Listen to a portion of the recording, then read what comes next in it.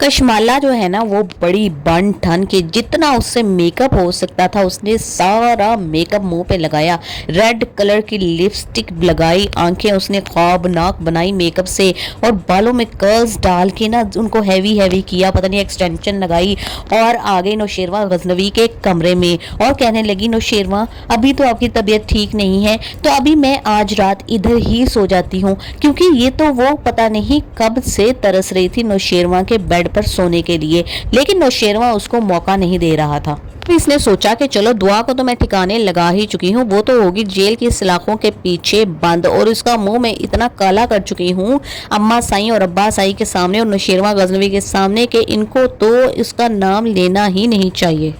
कि नौशेरवा ने उठते ही जब दुआ के बारे में पूछा ना तो कशमाला की शक्ल देखने वाली थी, और अब्बा साई ने कहा कि बहुत अच्छा किया कशमाला ने उसको जेल की सलाखों के पीछे डलवा दिया, वरना तो तुम्हारी जान भी जा सकती थी। तो नौशेरवा ने क्या ही खूबसूरत फिक्रा कहा कि बाबा साई जान तो मेरी चली गई, यानी कि जान उसने जो है ना वो दुआ को बोला कि वो चली गई है, उसके बगैर मेरा कहीं भी दिल नहीं लग रहा है, क्योंकि जब वो बेहोशी की हालत में था, इतनी ज़्यादा भी उसको गहरी बेहोशी नहीं थी, तब वो देख चुका था कि किस तरीके से कशमाला ने उस पर डॉक्यूमेंट्स पे साइन करवाने के लिए वो मौत और ज़िंदगी की कैफियत में लड़ रहा था, और कशमाला उससे साइन करवा रही थी। कौन सी ऐसी बीवी होगी जिसका कि पहला भी हस्बैंड मर चुका हो, दोबारा निकाह के सूरत में वो इस घर में रह रही है, बच्चे पाल रही है, तो अगर नौशेरवा ज़रा सा भी इस औरत को अजीज़ होता तो यह हरकत कभी भी ना करती। फिर जब उसने इतना वो होश में था कि उसने साइन करने से मना कर दिया, तो इसने उसका अंगूठा पकड़कर लगाना शुरू कर दिया।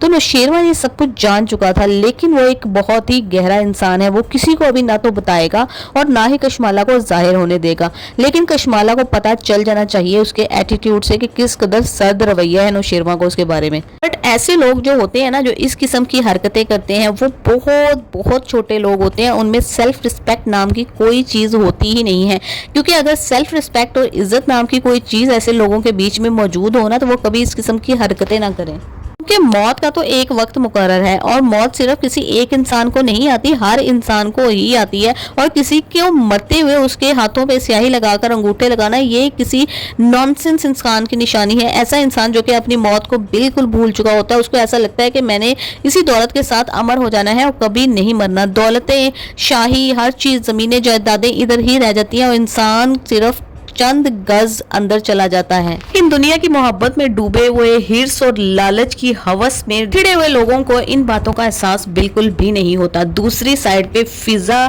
की हालत देखने वाली थी जब दुआ घर के अंदर दाखिल हुई है, उसका दिल नहीं चाह रहा था कि सांप की तरह जो है ना जहर अपने दांतों से निकालकर उसके मुंह पे डाल दे, और वो कहती है अपनी माँ को कि ये क्यों आई है इस घर में, हालांकि भाई वो अपने वालिदैन के घर आई है, जिस तरह तुम आई बैठी हो, तो बस वो यही समझती है कि सारा कसूर दुआ का है। हाँ, दुआ का कसूर था, लेकिन उसको ये नहीं पता था कि ये मेरी बहन का शौहर है जिसके साथ मैं भाग रही हूँ। बट फिजा तो यही समझती है, और स्पेशल गुस्सा उसे इस चीज़ पर आया जब उसके वालिदैन ने बताया, जब उसके बाप ने जिक्र किया कि मैंने वकील का खर्चा उठाने की बहुत कोशिश की, लेकिन उसकी फीसें इतनी ज़्यादा थी कि मैं जो है ना वो दुआ के लिए वकील को हायर नहीं कर सका। लेकिन भला हो सरफराज का कि जिसने वकील को हायर किया और दुआ घर आने के काबिल हो गई, बाहर आ गई सरफराज की मदद की वजह से। तो फिजा के दिल पे तो जैसे आरियां चल जाती हैं। वो कहती है कि जिस शख्स का बच्चा मेरे पेट में पल रहा है और मैं अपने वालिदैन के घर में बैठी हुई हूँ, कोई जरिया, कोई चीज़ है नहीं मेरे पास बाइज्जत ज़िंदगी गुजारने के लिए, दर बदर की मैं ठोकरें खा रही हूँ, और वो शख्स जो है उसको बजाय ये कि अपने होने वाले बच्चे का एहसास हो, मेरे साथ किए गए रवैये का एहसास हो, वो जाके मेरी उस बहन के साथ भिगोड़ी बहन के साथ जो उसके साथ भागी थी उसके साथ जाके लग रहा है उसकी तकलीफ उसको महसूस हो रही है, लेकिन मैं जो उसकी बीवी रह चुकी थी, इतनी खिदमतें की, मेरी तकलीफ उसने एक दफा भी महसूस नहीं की, उसको छुड़वा रहा है, उससे मोहब्बत का इजहार कर रहा है।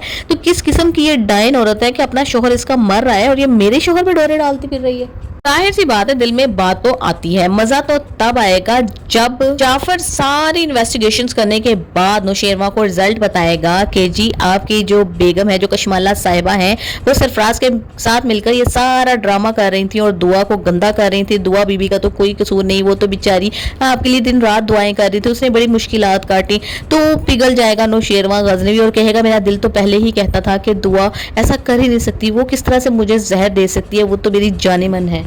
کشمالہ کی جو بےعزتی ہونے والی ہے نا، اور اس نے جو اپنے پہلے شوہر کو مارا ہے اور آج تک کسی کو پتہ نہیں چلا، یہ بہت عزت پہ اس حویلی میں زندگی گزار رہی تھی، لیکن اب اس کی عزت کے کٹنے والے دن ختم ہو چکے ہیں اور اس کی بےعزتی کے دن اس کو دھکے مار کر نوشیروان اس حویلی سے باہر نکالے گا اور خود جائے گا دعا کے پاس اور دعا کو گھر واپس لے کر آئے گا اور ان کا ہوگا ایک پیارا سا بیٹا۔ اور جب اس کے بابا سائیں اور اماں سائیں اس بچے کو دیکھیں گے تو ان کو دلی خوشی ہوگی اور وہ دعا کو بالکل معاف کر دیں گے۔